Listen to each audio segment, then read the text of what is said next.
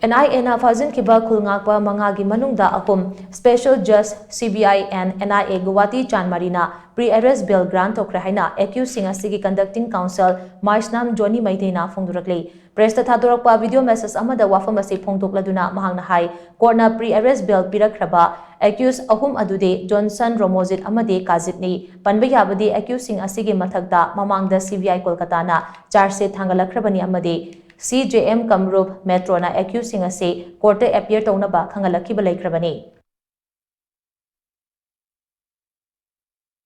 Ngasi aina hojik leptariba mafam asi special judge CBI NIA Guwahati Chandmari jani haiba court asida Khul Ngakpa manga hakiba mari leinana accused Johnson accused Mamajit amasung accused Kajitna makoi ahumna special judge CBI NIA da anticipatory bail pre-arrest bail case aniga mari leina move tawbada